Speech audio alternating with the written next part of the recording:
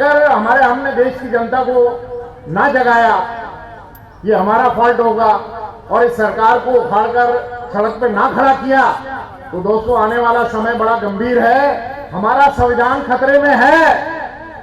ये किसी भी टाइम पर संविधान के ऊपर अटैक होगा। अभी सिटीजन राइट्स के ऊपर अटैक है। हमारे वर्कर्स राइट्स को इन्होंने छीन लिया है, फार्मर राइट को कुचल के रख दिया है, और किसी भी देश के अंदर किसी भी साथी को इस जनता के राज में बोलने की इजाजत नहीं है। मत करो, नेशनल मॉनिटराइजेशन मत करो, इसमें बात बनने वाला नहीं है। हमारा ये मोडालिटी में हम ऑलरेडी आ चुका है। 26 नवंबर का जो हमारे हड़ताल के ऐलान था, उसमें हम लिखा था 12 ट्रेड यूनियन मिलकर एक साथ कन्वेंशन से वो पारित किया था, जो हम करने नहीं देंगे। Complete non cooperation and defiance, अस्वीकार और अवज्ञा तो करने के चाहे तो कर ले, हम करने नहीं देंगे।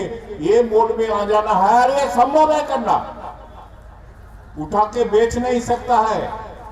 1991 से प्राइवेटाइजेशन का नौटंकी चल रहा है। 90% अभी भी पब्लिक सेक्टर में है।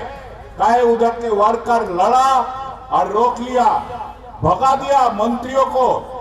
सबको सिर के ऊपर छत चाहिए और रात को काम चाहिए, काम के बदले में दाम चाहिए, और काम के स्थान पे हमें सुरक्षा चाहिए, और फिर हमें सामाजिक सुरक्षा चाहिए, और हमें बुढ़ापे के लिए पेंशन चाहिए। तो क्या हमने आसमान मांग लिया?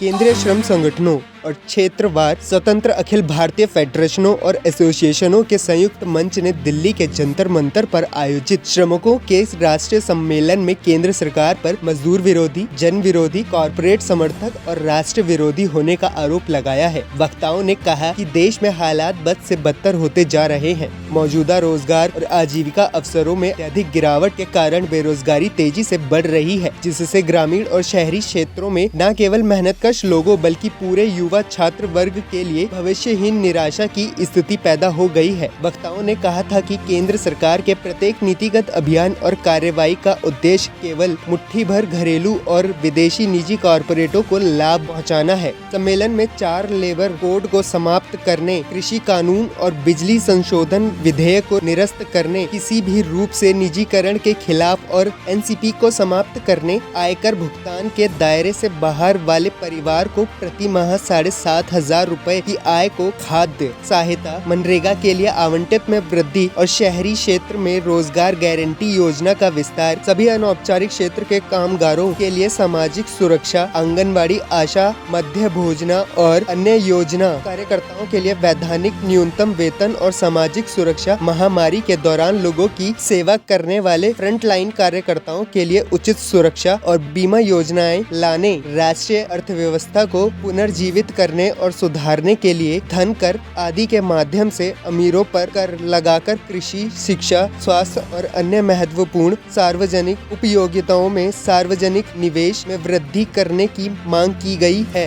राष्ट्रीय सम्मेलन में आमतौर पर मेहनतकश लोगों, आम जनता से आह्वान किया है कि लोगों को बचाने और राष्ट्र को बचाने के लिए चल रहे संघर्ष में एकजुट हों। सम्मेलन में इटक के राष्ट्रीय उपाध्यक्ष अशोक सिंह, एचएमएस के राष्ट्रीय महासचिव हरभजन सिंह सिद्धू, सीटू के राष्ट्रीय महामंत्री तपन सेन और कई संगठनों के नेता और कार्यकर्ता मौजूद रहे।